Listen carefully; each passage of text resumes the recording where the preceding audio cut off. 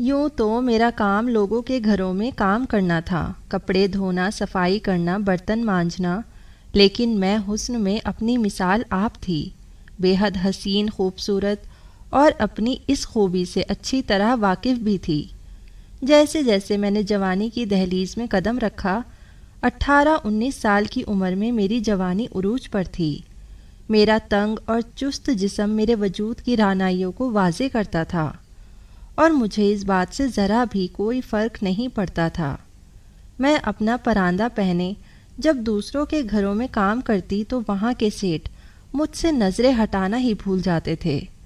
میرے مقابلے میں انہیں اپنی بے ڈھنگے وجود کی بیویاں، جو اپنے شوہروں کا مال کھا کھا کر کچھ سالوں میں ہی ڈھول بن چکی تھی، انہیں اچھی نہیں لگتی تھی۔ اسی لیے مجھے دیکھ کر وہ سیٹھ پاگل ہونے لگتے تھے۔ میں بھی اپنی ادائیں خوب ان پر نیوچھاور کرتی تھی۔ جب بھی میں سیٹھ کے کمرے میں جھاڑو پوچھا کرنے جاتی تو اچھے خاصے ٹھنڈے کمرے میں جا کر بھی میں کہتی، صاحب جی گرمی بہت ہے، اگر آپ کو کوئی برا نہ لگے تو کیا میں دوپٹہ اتار کر جھاڑو لگا لوں؟ انہیں بھلا کیا اعتراض ہو سکتا تھا؟ ان کی تو شاید دلی تمنا پوری ہوتی تھی۔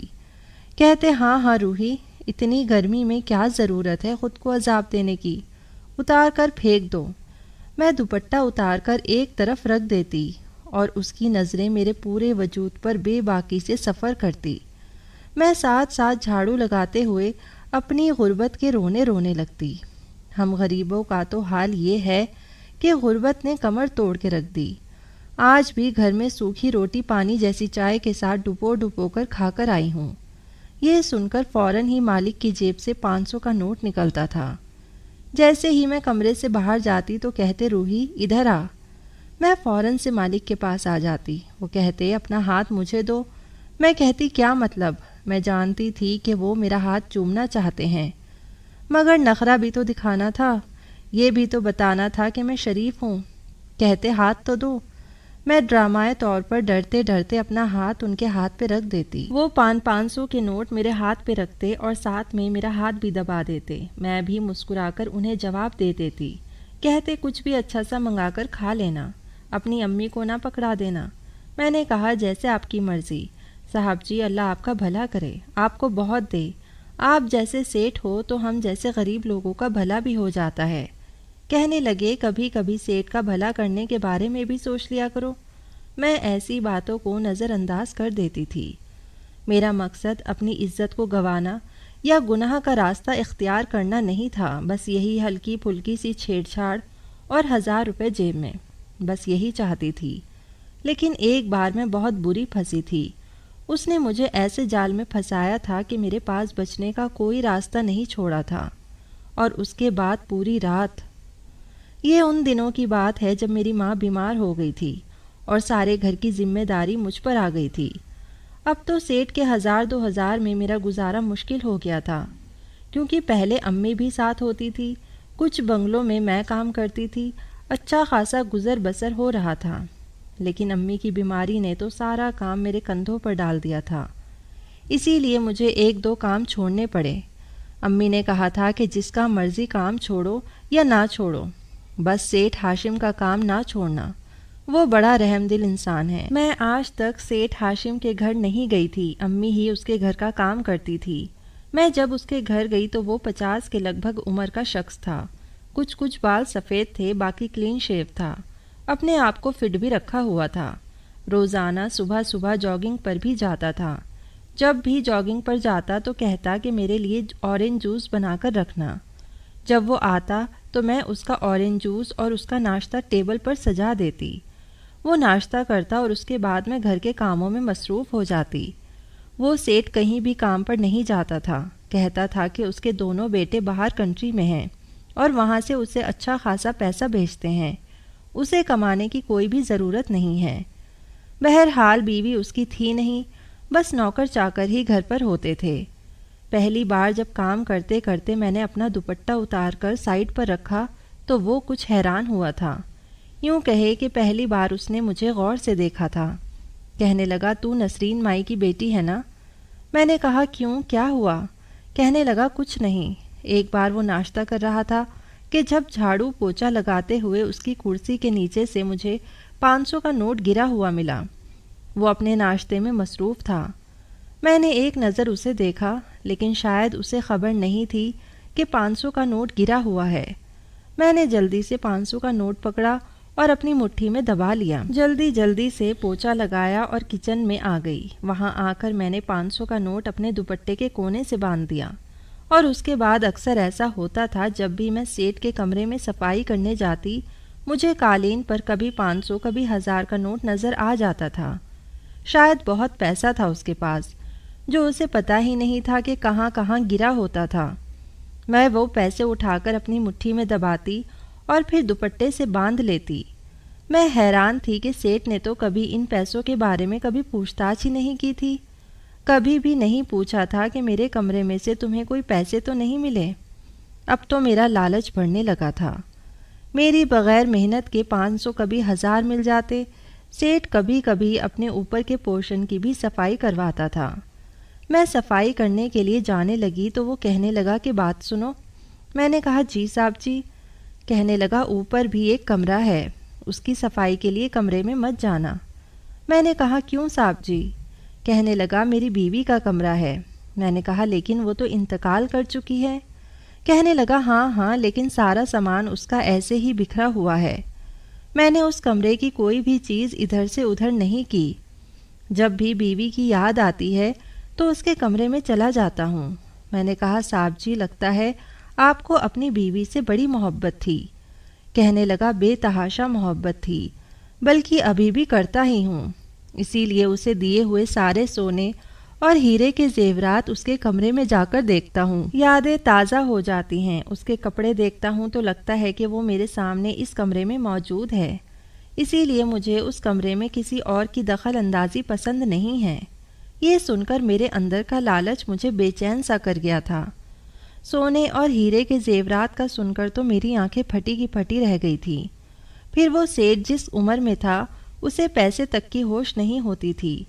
भला जेवरात की होश कहाँ से होगी?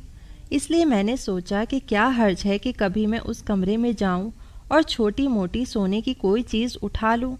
सोने की कीमत वैसे भी दिन बे दिन बढ़ती जा रही थी और हमारी कहाँ ये औकात थी कि हम सोना खरीद सकते। मैं जब भी ऊपर के पोर्शन में सफाई करने जाती, अक्सर वो सेठ मेरे साथ ही ऊपर जाता था। इसलिए उस कमरे तक मैं अभी तक जा नहीं पाई थी। लेकिन मेरे दिल में तो खलबली सी मची थी कि आखिर देखूं तो सही कि उस कमरे में ऐसा क्या है। फिर एक बार मुझे मौका मिल गया। वो सेठ टीवी पर मैच देख रहा था और मैं ऊपर सफाई करने के लिए आ गई। सेठ को मैच बड़ा पसंद था। जब मैच लगता तो वो सारे कामकाज छोड़ छाड़ के बस मैच ही देखता था। मैं जानती थी कि 2 घंटे से पहले वो अपनी नज़रें टीवी से नहीं हटाएगा। मैंने जल्दी जल्दी ऊपर के सारे पोर्शन की सफाई की। जिस कमरे में उसने जाने से मना किया था, उस कमरे की खिड़की ऊपर के लॉन्च में ही खुलती थी। जब मैंने वो खिड़की खोलने की कोशिश की तो वो हल्की सी मशक्क़त में ही खुल गई थी। अंदर का मंजर देखकर तो मेरे होश ही उड़ गए थे। बहुत ही खूबसूरत फर्नीचर अंदर के कमरे में रखा था। अलमारी खुली हुई थी जिसमें बेहद हसीन कपड़े मौजूद थे। सामने ही ड्रेसिंग टेबल थी जिसके ऊपर सोने के और हीरे के जेवरात पड़े हुए थे। सब कुछ खुला पड़ा था, लेकिन मेरा दिल अंदर से धक धक कर रहा था कि कहीं सेठ ऊपर आ गया तो मेरी शामत पक्की होगी। इसलिए मैं अंदर नहीं गई और खिड़की बंद कर दी और सोचा अगर फिर कभी मौका मिला तो ज़रूर हाथ साफ करूँगी। कुछ दिन बाद जब मैं काम पर गई तो सेठ बीमार था। उसकी पुरानी नौकरानी छुट्टी लेकर अपने गांव जा चुकी थी। वो मुझसे कहने लगा अगर तुम्हें कोई एतराज़ ना हो तो तुम 1 महीने के लिए दिन रात मेरे घर में रह लो। मेरी मुलाजमा क्वार्टर की बजाय गेस्ट रूम में रहती थी और वहाँ तुम्हें सारी सहूलत मिलेगी। यहाँ तक कि एसी भी लगा हुआ है। तुम्हें कभी भी कोई परेशानी नहीं होगी और मैं तुम्हें तनख्वाह भी 3 गुना ज़्यादा दूंगा। ये सुनकर तो मेरी आंखें खुली की खुली रह गई थी। कहने लगा बाकी के सारे काम तुम्हें छोड़ने पड़ेंगे और उस काम के तुम्हारे जितने भी पैसे बनते थे वो मैं तुम्हें अलग से दूंगा। मैं तो सेठ की मेहरबानी पर जितना खुश होती उतना ही कम था। मुझे और क्या चाहिए था?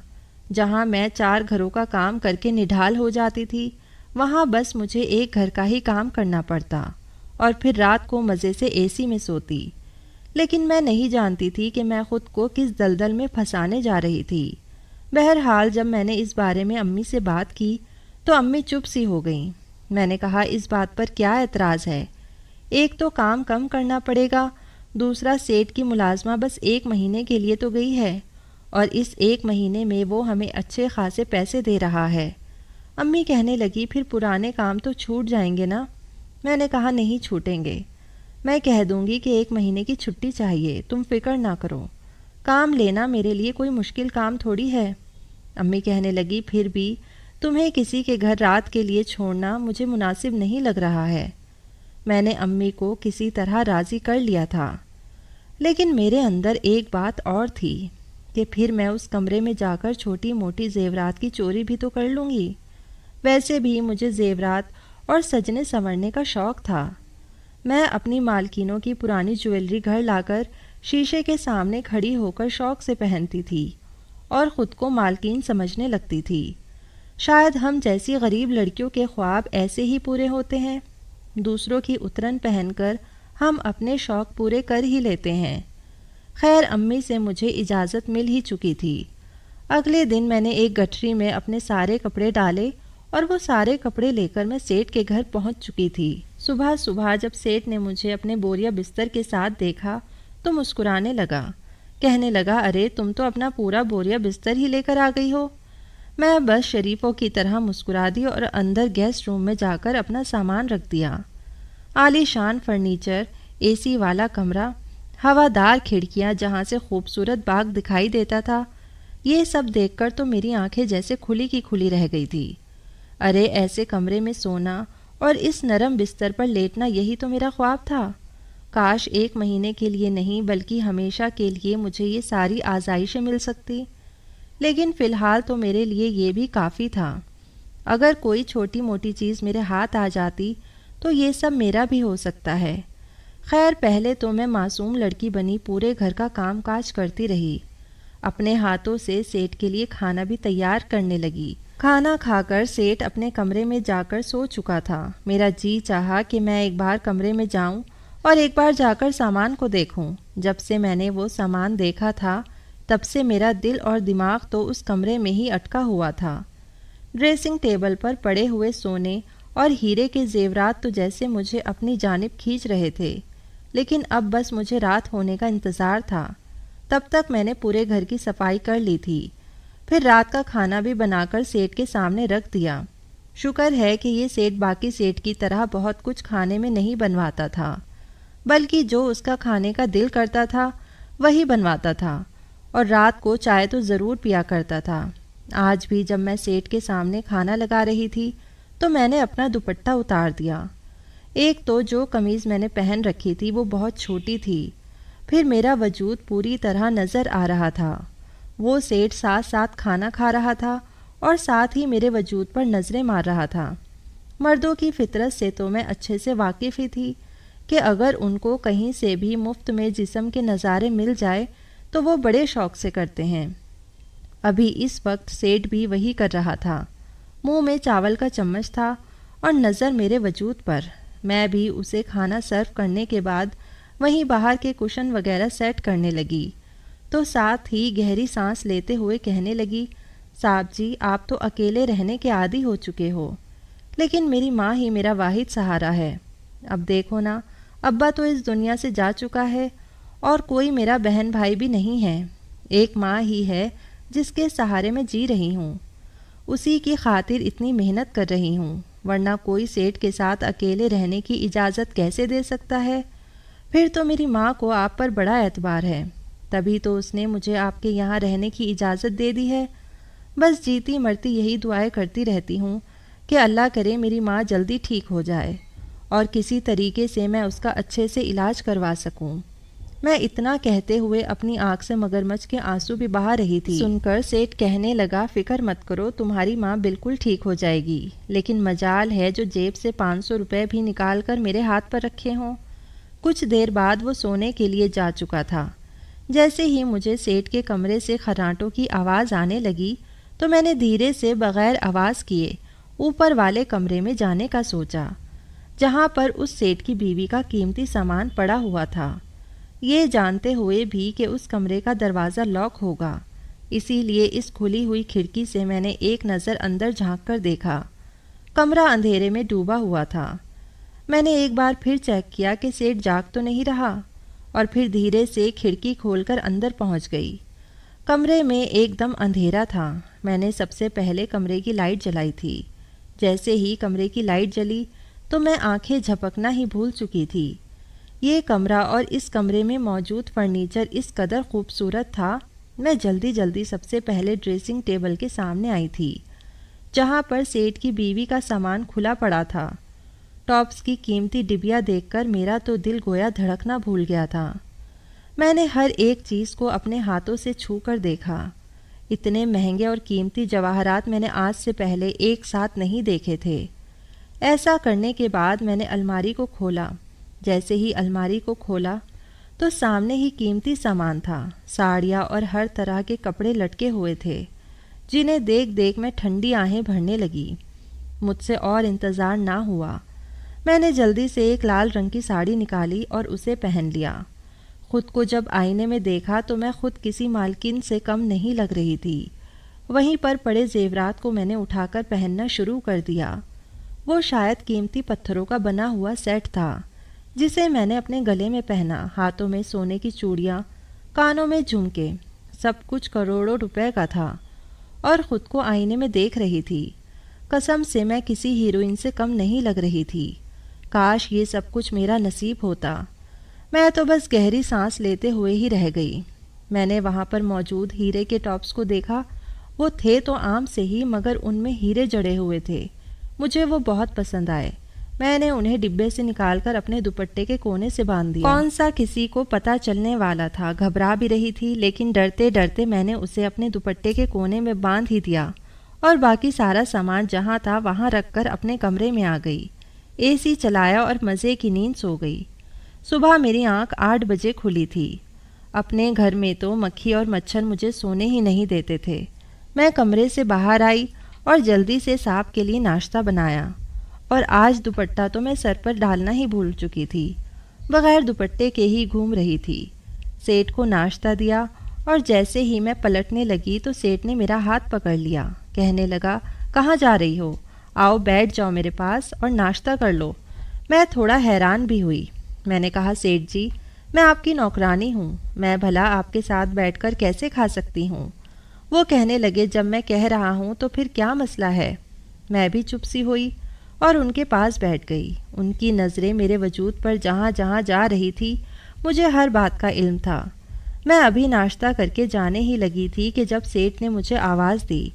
سیٹھ کی آواز سن کر میں تھوڑا گھبرا گئی تھی کہ کہیں سیٹھ کو مجھ پر شک تو نہیں ہو گیا کہ میرے دوپٹے کے کونے پر ہیرے کے ٹاپس بندھے ہوئے ہیں۔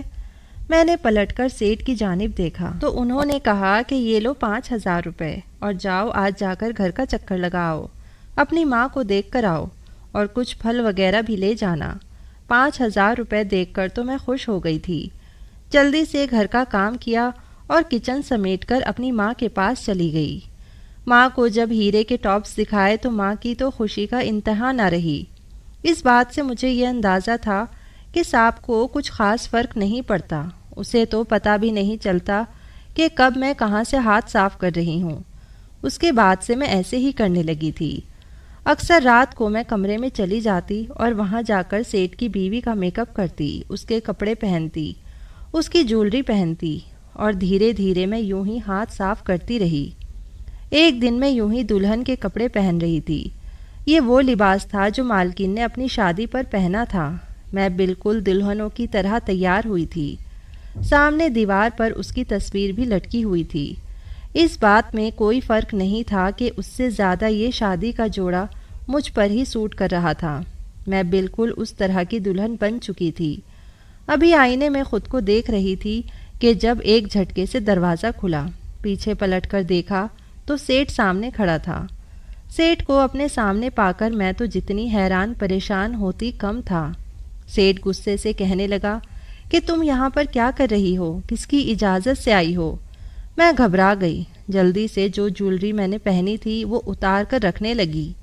گھبرا کر کہنے لگی کہ کہ میں نے کچھ نہیں کیا، میں تو بس یہ لباس پہن کر دیکھ رہی تھی، پلیز غلط مت سمجھیے گا۔ کس قدر میں اس لباس میں حسین لگ رہی تھی کہ ان کی نظریں بس مجھ پر ہی ٹکی تھی۔ کہنے لگے جلدی جاؤ اور یہ کپڑے بدلو، خبردار جو میری بیوی کی کسی بھی چیز کو ہاتھ لگانے کی کوشش کی۔ میرے ہاتھ میں اس وقت جھمکے موجود تھے، میں نے باقی سامان تو سب رکھ دیا تھا، بس اپنے ہاتھ میں جھمکے دبا لیے تھے، شاید کسی طرح یہی میرے ہاتھ آ جائے۔